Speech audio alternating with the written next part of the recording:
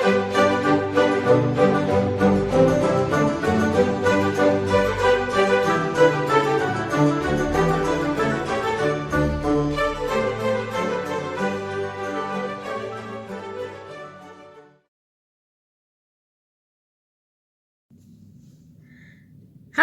teman-temanku dimanapun Anda berada. Bertemu lagi dengan saya Rina Solihin dalam channel Rina Menjawab. Teman-teman, saya minta maaf karena beberapa hari ya ada kesibukan teman-teman. Jadi saya baru bisa posting video lagi teman-teman. Ya, tapi tetap saya setiap hari itu tidak ada hari tanpa penginjilan teman-teman. Jadi kalau teman-teman mau lihat Facebook saya itu setiap hari saya menginjil di sana teman-teman, dan juga saya memposting banyak hal ya setiap harinya. Nah, bahkan saya juga berdebat di sana teman-teman. Silahkan Anda masuk ke Facebook saya, cari saja Noverina Solihin ya. Nah, Anda bisa berdialog di sana dengan saya selain daripada berdialog di YouTube ya teman-teman. Dan kalau di YouTube saya membaca komen-komen teman-teman semua, tapi tidak interaktif ya. Tapi kalau di Facebook itu saya dengan teman-teman yang lain itu bisa di sana interaktif begitu, bisa berbantah-bantahan, bisa kalau dia bertanya saya bisa langsung menjelaskan teman-teman ya, karena saya memang dari tahun 2005 itu saya sudah aktif penginjilan di FB ya. Silahkan saja kalau teman-teman ada waktu dan juga ingin melihat penginjilan saya di sana. Oke teman-teman, satu hal yang ingin saya klarifikasi dulu teman-teman, karena ada satu teman kita ya yang bertanya di komentar video saya waktu saya di video terakhir kalau tidak salah.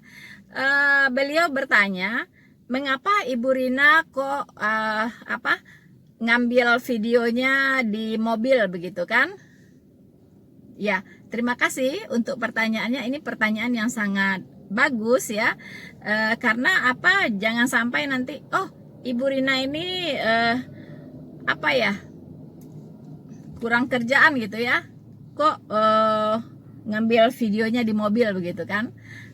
Teman-teman, saya ingin kasih tahu dulu ya, mungkin orang bilang ya, karena tidak kenal maka tidak sayang maka tidak cinta ya.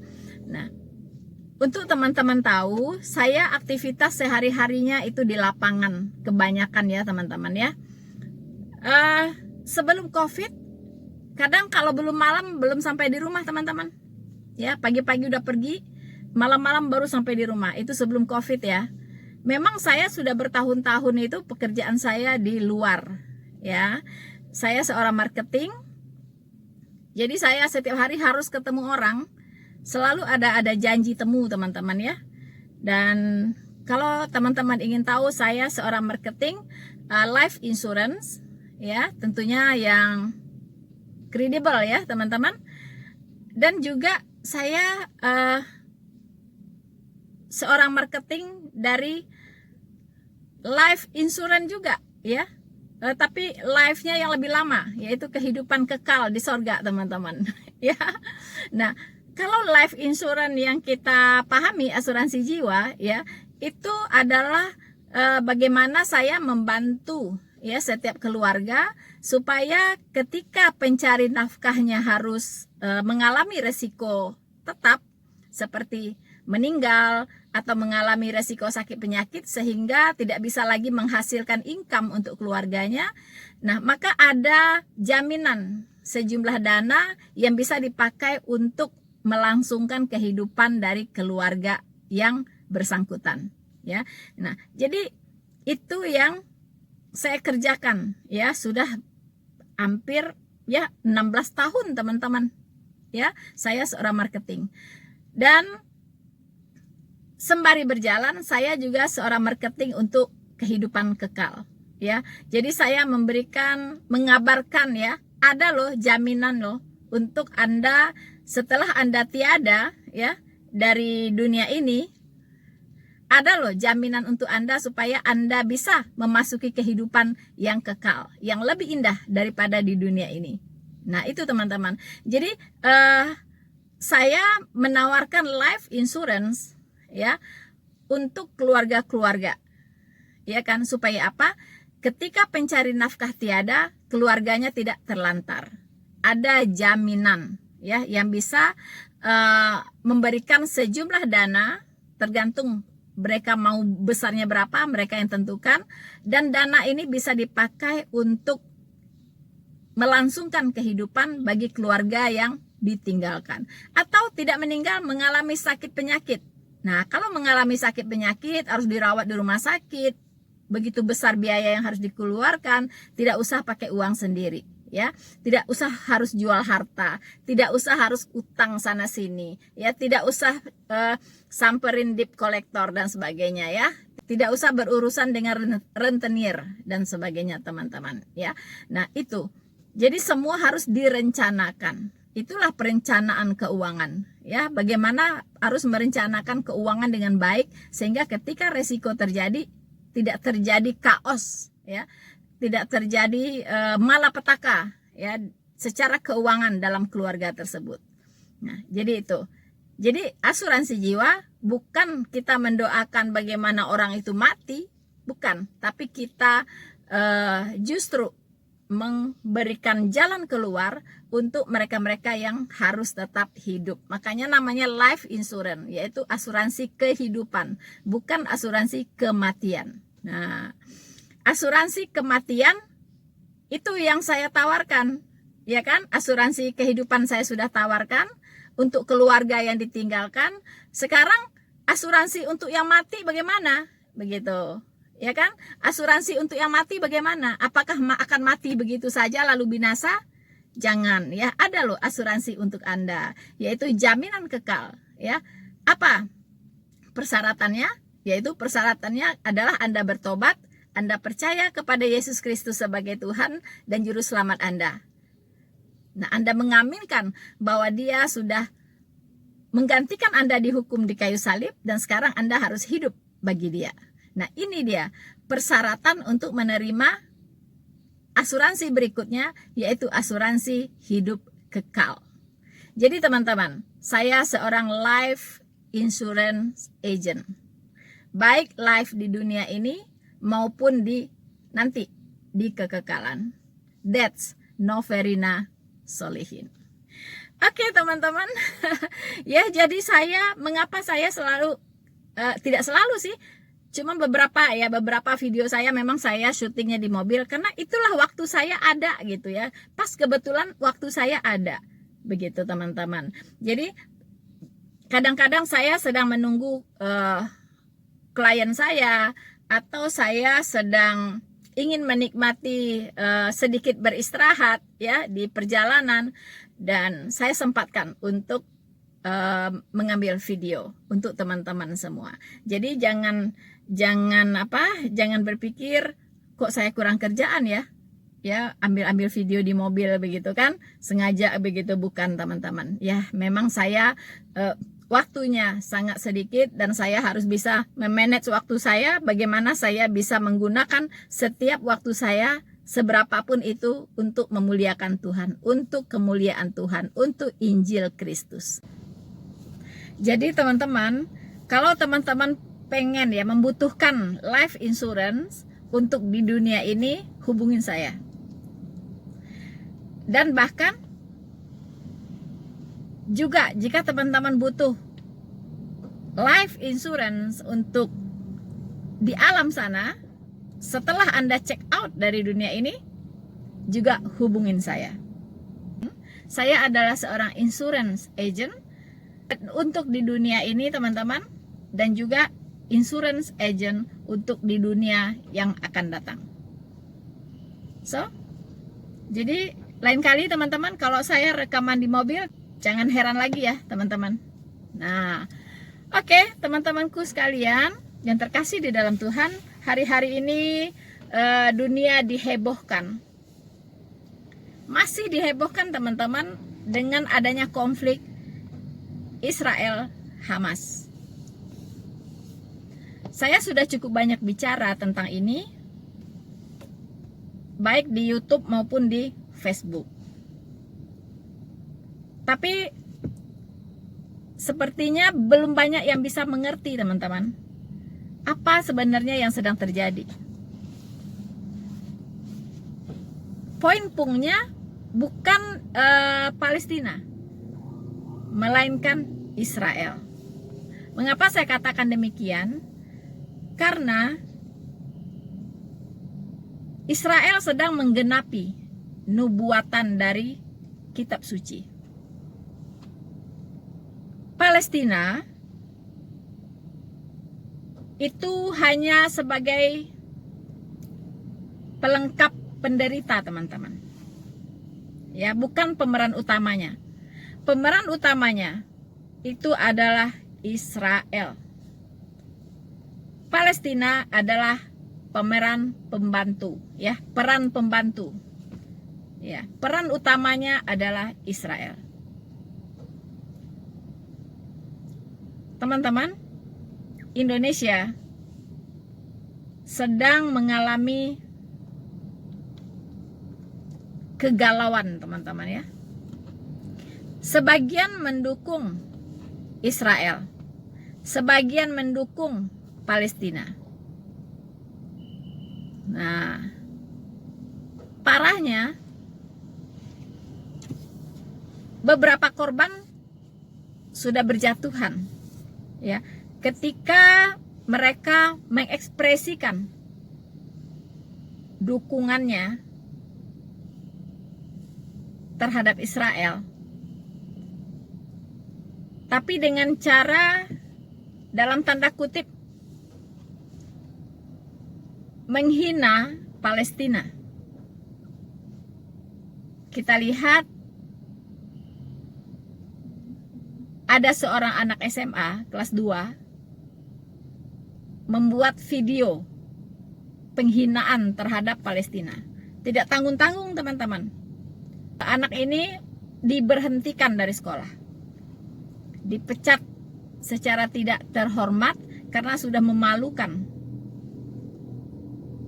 nama sekolah. Sampai sebegitunya. Saya baru tahu ketika kita menghina negara asing, negara lain, wow. Jangan coba-coba ya di sini, teman-teman. Menghina Palestina, yang marah Indonesia. Lalu menghina Israel, yang marah siapa ya? Karena dua-duanya ada begitu. Ada penghina Palestina dan ada juga penghina Israel, justru lebih banyak. Seharusnya jika memang itu melanggar hukum Indonesia, silahkan diproses secara hukum kedua belah pihak, baik yang menghina Israel maupun yang menghina Palestina. Nah, bagi teman-teman yang menemukan penghinaan-penghinaan terhadap negara lain, silahkan dilaporkan, teman-teman, karena pasti akan diproses. Dan ancamannya 6 tahun penjara konon. Ya. Nah, baik yang menghina Palestina, tentu juga yang menghina Israel.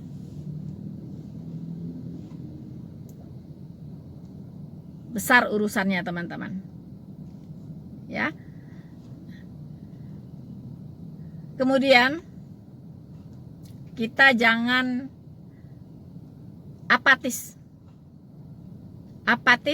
pasif dalam merespon konflik Israel dan Palestina ini, dalam tanda kurung Hamas, ya.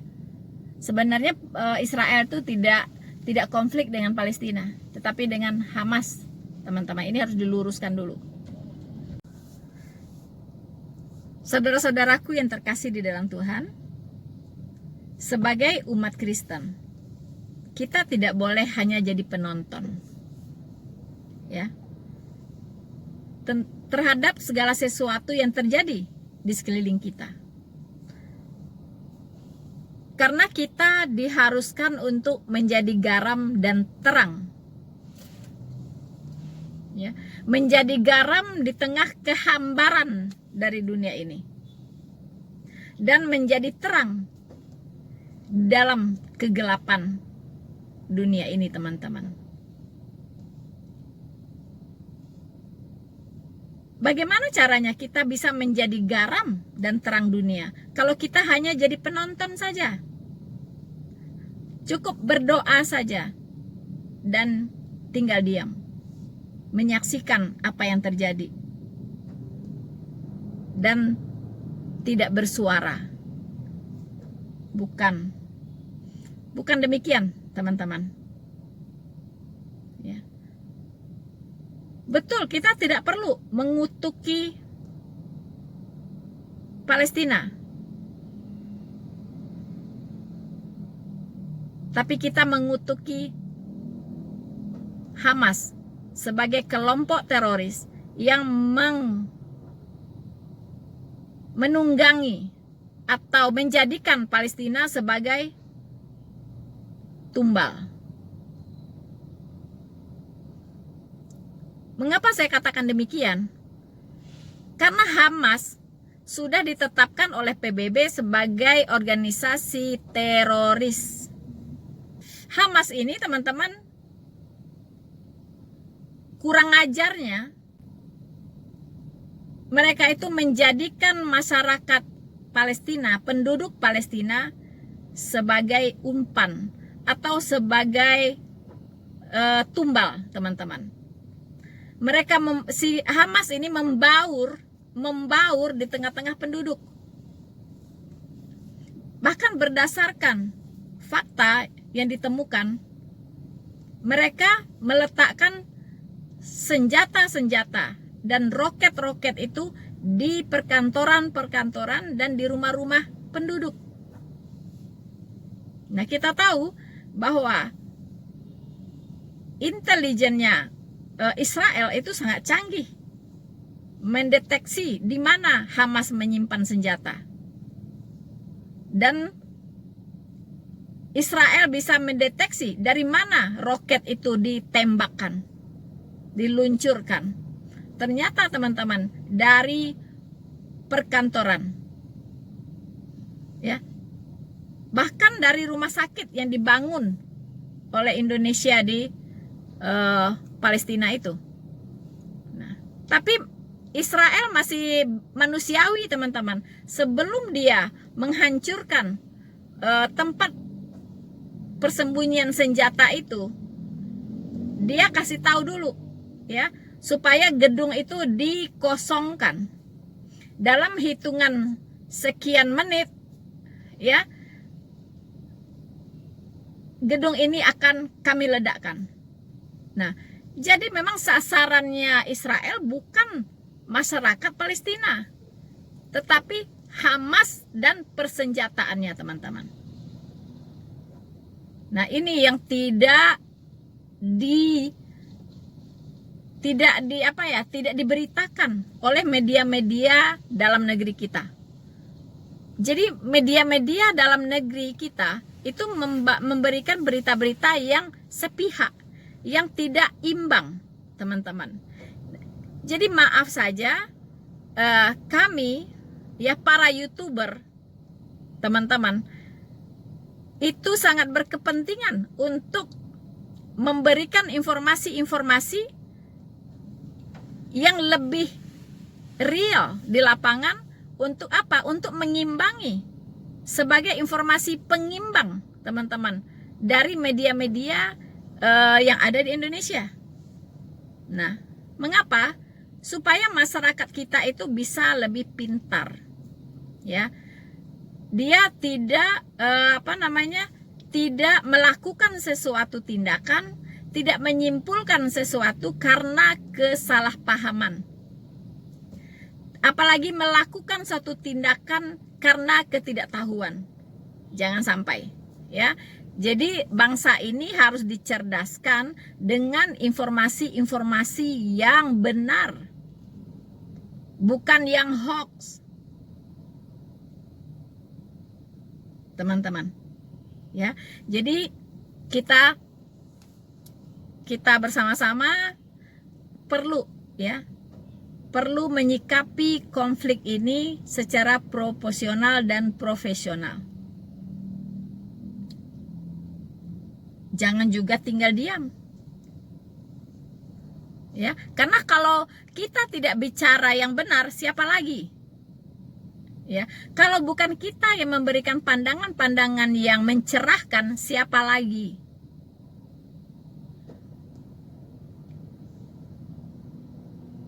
Ini bukan soal kutuk mengutuk, dukung mendukung, bukan, ya, berkat memberkati, bukan itu.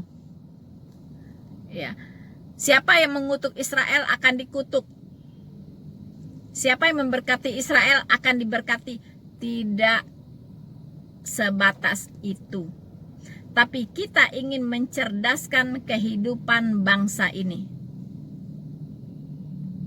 Karena di lapangan sana, teman-teman, banyak ya diksi-diksi yang beredar bahwa Palestina itu belum merdeka dan kita harus mendukung kemerdekaan Palestina. Hello, Palestina, negara Palestina itu adalah negara merdeka yang sudah merdeka, teman-teman. Ya, negara Palestina itu sudah merdeka sejak lama. Sudah ditetapkan oleh PBB sebagai negara merdeka. Apa buktinya? Pertama, Palestina memiliki pemerintahan sendiri. Palestina memiliki rakyat sendiri. Palestina memiliki wilayah sendiri. Palestina terdaftar di Perserikatan Bangsa-Bangsa sebagai negara merdeka. Palestina memiliki bendera sendiri. Palestina memiliki kantor-kantor kedutaan besar di banyak negara. Termasuk di Jakarta, teman-teman, ada kantor kedutaan besar Palestina. Kalau sebuah negara belum merdeka, dia tidak mungkin punya kantor kedutaan di sebuah negara.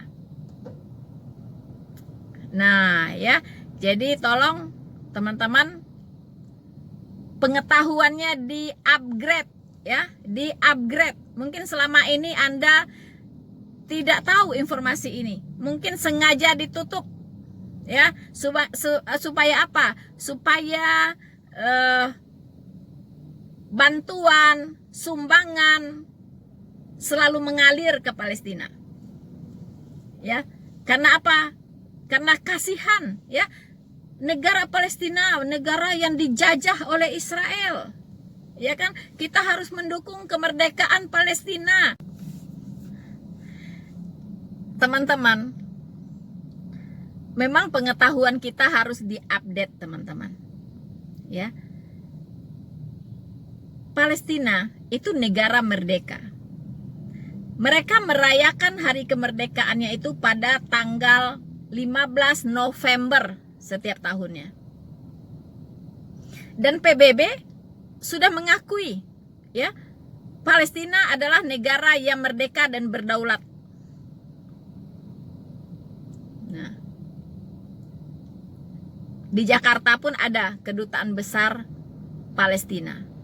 Mana mungkin negara yang masih dijajah, belum merdeka, bisa punya kedutaan besar? Ya, itu nggak ada logikanya, teman-teman. Mengapa sekarang tiba-tiba banyak yang kaget di Indonesia ini mendengar bahwa Palestina adalah negara merdeka? Selama ini ngapain aja gitu? Ya. Di dalam mindsetnya orang Indonesia, Palestina itu negara yang sedang dijajah. Karena itulah empatinya luar biasa begitu. Ya. Berbagai bantuan dikirim ke Palestina. Tetapi saya dengar pemerintah Palestina mengatakan dia tidak pernah menerima bantuan. Bagaimana tidak pernah? Ya, rumah sakit yang dari Indonesia pun itu berdiri di sana. Ya. Dan saya lihat ada mobil ambulans sumbangan dari orang awak gitu ya, Sumatera Barat juga ya. Jadi ada ambulan khusus disumbangkan oleh orang-orang Sumatera Barat juga ada di sana.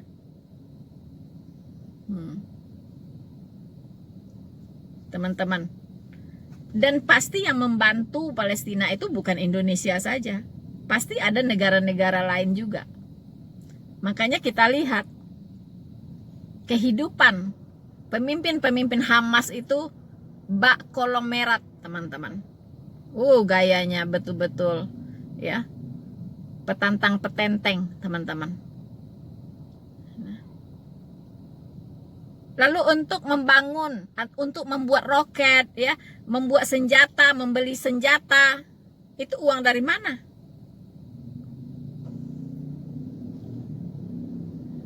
Nah, itu dia ya. Jadi memang seharusnya kita memang harus membantu yang lemah. Tapi kalau bisa bantuan itu jangan digunakan untuk hal-hal yang menghancurkan kemanusiaan. Ya, yang akan menghancurkan peradaban. Begitu, teman-teman. Jadi saya sendiri sangat kasihan dengan bangsa Palestina sebenarnya. Sekiranya tidak ada Hamas di sana, ya, itu Palestina itu hidup berdampingan dengan Israel itu sangat akur, teman-teman. Ya, karena penduduk Palestina itu banyak bekerja di Israel, ya, dan UMR mereka jauh di atas Indonesia. Mereka bukan orang susah. Anda bisa lihat di TV-TV, ya, badan mereka sehat-sehat. Anda lihat anak-anak mudanya, bukan seperti orang-orang miskin di desa-desa kita di Indonesia ini, ya, yang kurang gizi, ya, kumuh, lusuh. Tidak, Anda lihat mereka seperti apa. Mereka bukan negara miskin, ya, mereka bukan orang-orang susah di sana, bukan. Mereka bekerja di Israel itu gajinya besar loh, dan bahkan mereka pergi kerja juga naik mobil, bukan naik motor, ya, atau jalan kaki atau naik andong. Mereka berkecukupan di sana, teman-teman. Ya, jadi mereka bukan orang yang berkekurangan. Jadi sebenarnya alih-alih mengalirkan bantuan ke sana, ya, mendingan membantu bangsa sendiri yang masih banyak kesusahan di negara ini. Ya kan? Masih banyak kesusahan, apalagi dengan adanya wabah COVID ini, teman-teman. Itu banyak sekali yang kehilangan pekerjaan, ya.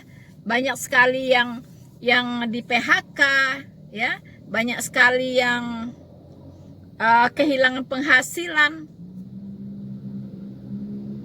Usaha-usaha juga banyak yang gulung tikar. Rakyat Indonesia sangat membutuhkan bantuan. Mendingan Anda yang berkecukupan membantu yang berkekurangan. Kumpulkanlah tuh di jalan-jalan, di lampu merah, ya. Kumpulkan untuk saudara-saudara sebangsa dan setanah air kita yang berkekurangan. Daripada kirim ke sana untuk beli senjata, ya, untuk memperkaya Hamas. Untuk apa? Begitu, teman-teman. Terus yang kedua, banyak orang mendapatkan informasi yang tidak imbang, ya, di negara kita. Sehingga mereka akhirnya menyimpulkan sesuatu yang salah, kemudian mereka bertindak yang salah. Itu bahaya.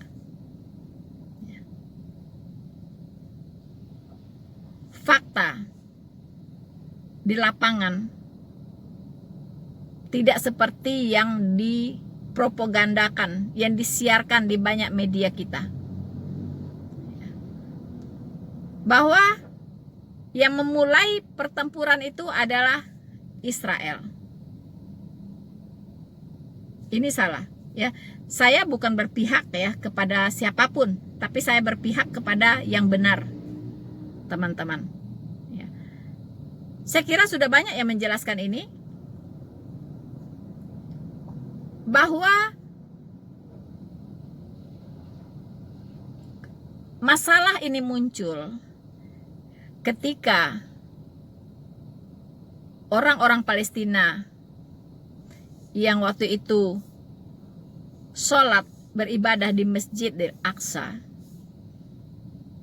tiba-tiba mereka melempari tentara Israel dengan batu. Kemudian tentara Israel memberikan peringatan, stop, ya. Tapi rupanya itu tidak diindahkan. Akhirnya tentara-tentara Israel mengejar mereka, ya, dan menembakkan peluru karet kepada kerumunan orang yang sedang di masjid tersebut. Kemudian mereka lari ke dalam masjid dan batu-batu banyak berserakan di dalam masjid. Pertanyaannya, dari mana batu itu? Berarti itu sudah dipersiapkan, ya. Sudah dipersiapkan sebelumnya sehingga batu itu bisa banyak, ya, mereka bawa ke dalam masjid. Nah, ini gara-garanya. Belum itu selesai, tiba-tiba 700 roket menggempur Israel. Ya, dari mana? Dari Hamas. Hamas menyerang Israel, menggempur Israel langsung 700-an roket, teman-teman.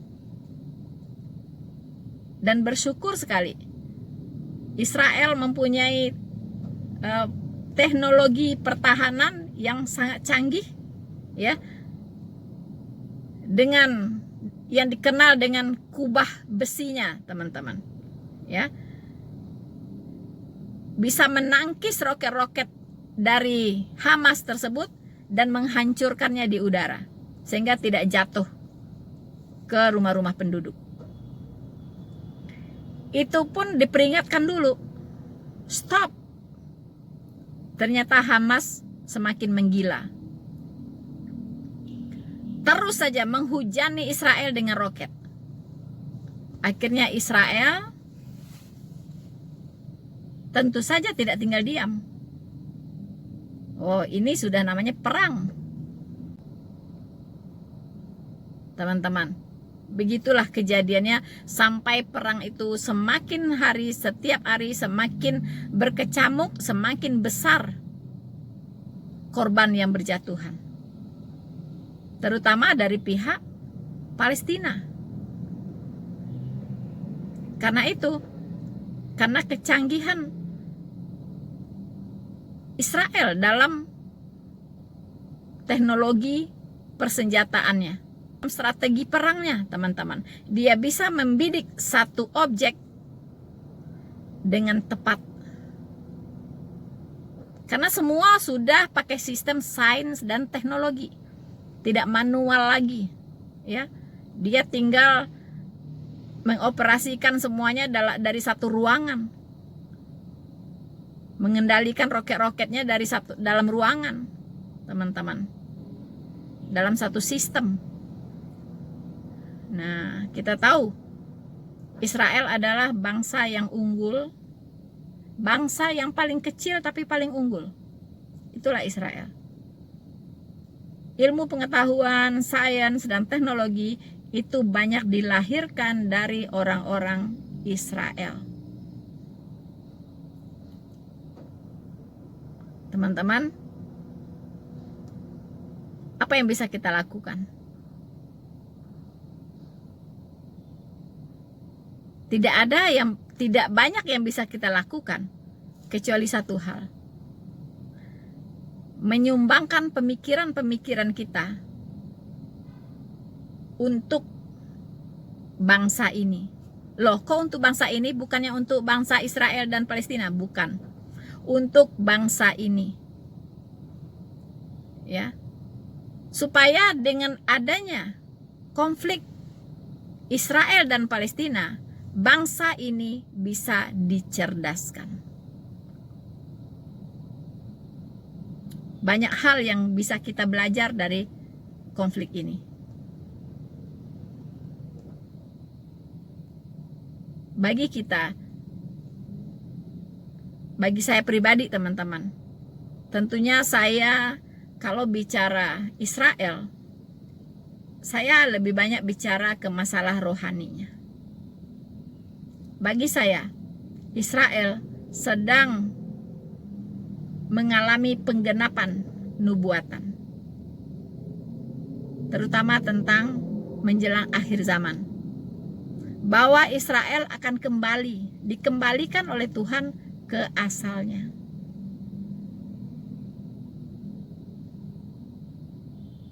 Mereka akan dipulihkan,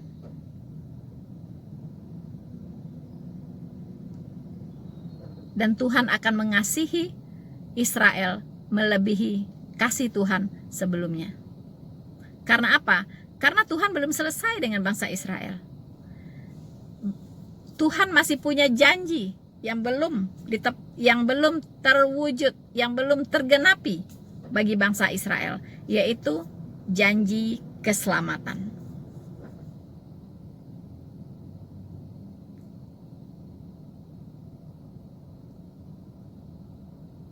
Kita akan melihat melalui proses demi proses, bangsa Israel akan mengetahui bahwa Mesias yang dia tunggu-tunggu, yang mereka tunggu-tunggu sampai hari ini, sudah datang, dan itu adalah Yesus Kristus. Dan Israel akan mengalami pertobatan massal dan menerima Yesus Kristus sebagai Tuhan dan Juru Selamatnya.